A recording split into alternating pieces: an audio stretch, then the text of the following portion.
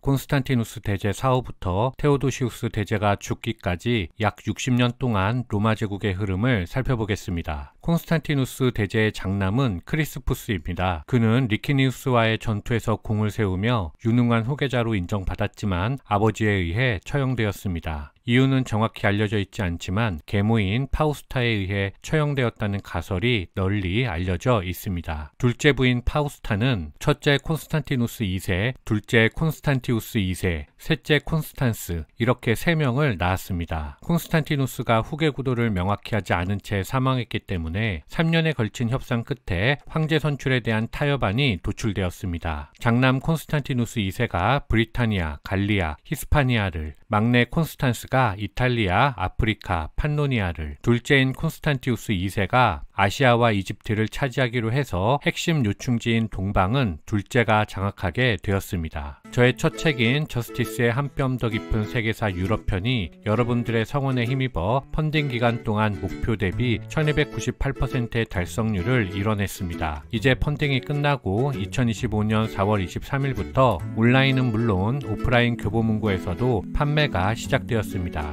이어서 2025년 4월 29일 화요일부터는 교보문고뿐만 아니라 전국의 다른 서점들에도 배포될 예정이오니 많은 관심 부탁드리겠습니다. 삼형제의 내전은 곧장 발생했습니다. 340년 자신에게 종속되는 것을 거부한 막내 콘스탄스를 첫째 콘스탄티누스가 공격한 것인데 역으로 콘스탄티누스가 패배하여 사망했습니다. 이제 서방 전체가 콘스탄스의 차지가 되었습니다. 동방의 콘스탄티우스가 사산왕조와 대결을 펼치는 틈을 타 갈리아의 질서를 잡아가던 콘스탄스는 마그넨티우스의 반란으로 사망했습니다. 이에 콘스탄티우스 2세는 사산왕조와의 대결을 멈추고 서방으로 공격 방향을 바꿔서 마그넨티우스에게 여러 차례 패배를 안겼고 353년 마그넨티우스가 자결하면서 제국은 다시 한번 콘스탄티우스 2세에 의해서 재통일되었습니다. 그러나 혼자서 광활한 로마 제국 전체를 다스릴 수 없다는 사실은 콘스탄티우스 2세도 알고 있었습니다. 따라서 사촌 갈루스를 2인자인 카이사르로 선출해서 동방의 안티오크로 보냈습니다.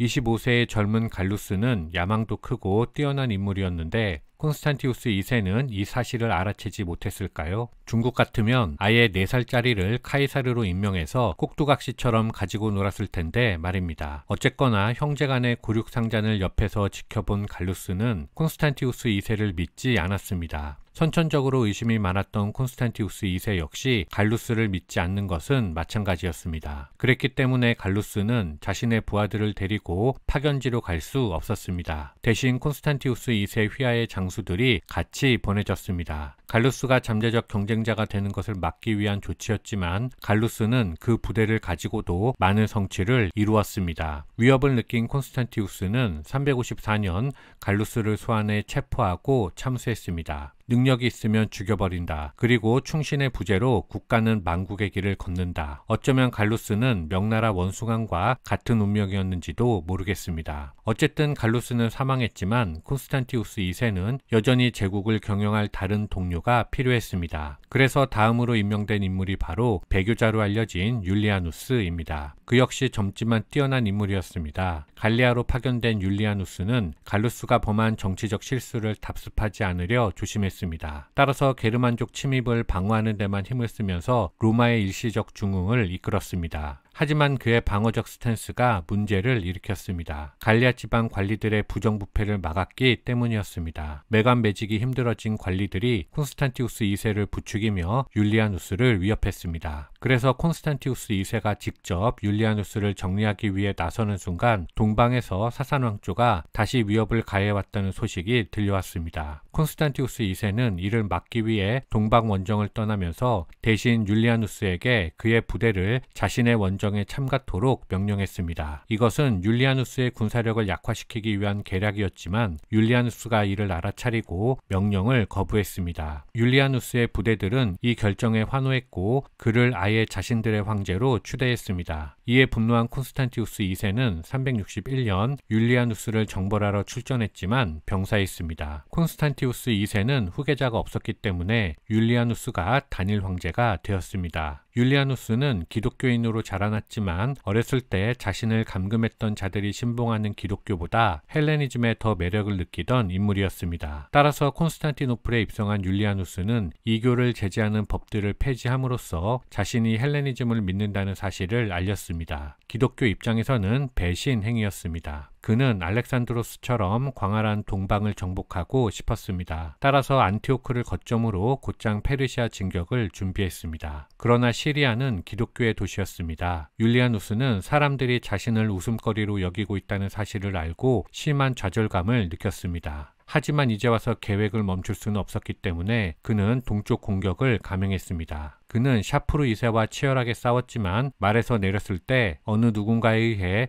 창에 찔려 사망했습니다. 이때가 363년입니다. 워낙 인기가 없었기 때문에 적군이 아니라 로마군이 그를 찔렀다는 주장도 있습니다. 한편 후계자가 없었던 율리아누스는 알렉산드로스가 그랬던 것처럼 병상에 누웠을 때 후계자 지목을 거부했습니다. 새로운 황제로 기독교 출신 장교인 유비아누스가 추대되었습니다. 전열을 정비한 로마는 다시 공격을 재개하여 티그리스 강을 넘었습니다. 이에 샤프루 2세는 휴전을 제의했습니다. 하루라도 빨리 귀국하여 자신의 황권을 공고히 하고 싶었던 유비아누스는 불리한 조건을 받아들였습니다. 조약은 로마가 티그리스강 너머의 땅을 모두 포기하고 아르메니아에 대한 보호국 지위를 포기하며 코카서스 지방을 방어하기 위한 국방비를 보조한다는 내용이었습니다. 그 대가로 로마는 30년간의 평화를 얻었습니다. 하지만 유비아누스는 즉위 8개월 만에 사망했습니다. 유비아누스 사망 후 군대는 판노니아 출신의 기독교 장군 발렌티아누스 1세를 후임 황제로 선정했습니다. 대신 그에게 공동 황제를 지명해서 동서방을 동시에 안정시키라고 주문했습니다. 그는 자신의 형제인 발렌스에게 동방을 맡기고 자신은 밀라노에서 서방을 경영했습니다. 노련한 장교 발렌티아누스 1세는 라인강의 게르만족들을 정리하며 갈리아의 일시적 평화를 가져왔습니다. 그의 장군 테오도시우스 엘더는 브리타니아로 떠나서 픽트족을 밀어냈습니다. 한편 동방에서는 발렌스가 트라키아에서 고트족의 거듭된 침공을 무난히 막아냈습니다. 이후 그는 아르메니아에 관심을 돌려서 통제권을 강화했습니다. 그런데 고트족이 훈족의 침입에 밀려 다시 남하하는 상황이 펼쳐졌습니다. 이를 막기 위해서 발렌스가 펼친 전투가 바로 378년 아드리아노플 전투입니다. 아드리아노플 전투는 제가 지난 영상에서 자세히 말씀드렸기 때문에 그 영상으로 대체하도록 하겠습니다. 아드리아노플 전투에서 발렌스 황제는 전사했고 발렌티아누스 역시 중풍으로 사망했기 때문에 로마는 약관도 안 된 발렌티아누스의 아들 그라티아누스가 유일한 황제로 남았습니다. 그라티아누스는 테오도시우스 엘더의 아들이자 훗날 대제라 불리게 되는 테오도시우스 1세를 동방의 아우구스투스로 임명하여 서고트족에 맞서게 했습니다. 테오도시우스는 서고트족과 3년간 대결했지만 결판이 나지 않자 평화조약을 제의했습니다. 서고트족은 이제 자치국이자 로마의 동맹국으로서 로마 제국 안에 정착해 살게 되었습니다. 한편 383년에 그라티아누스가 브리타니아에서 새로운 황제로 추대된 마그누스 막시무스에 의해 처형되었습니다. 갈리아에서 그라티아누스와 함께 주둔하던 그의 군대가 모두 배신했기 때문이었습니다. 테오도시우스는 어쩔 수 없이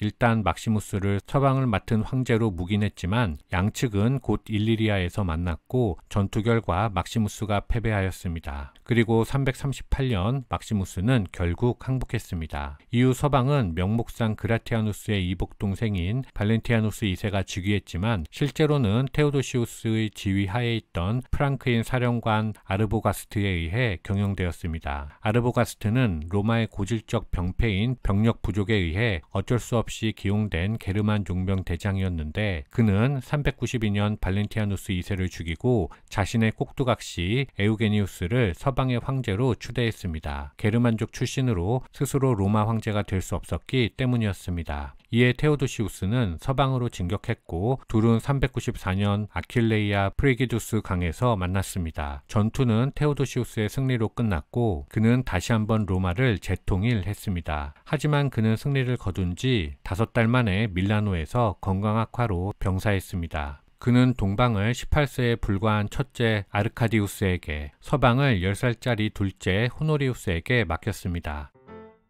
후대가 테오도시우스에게 대제라는 칭호를 붙인 이유는 그의 군사적 업적보다는 종교적 업적 때문입니다. 정통 기독교인이었던 테오도시우스는 니케아 신조를 지원하고 여러 칙령을 통해서 이교 예배를 금지하면서 기독교로부터 대제라고 호칭된 것이지요. 이상 마치겠습니다. 감사합니다.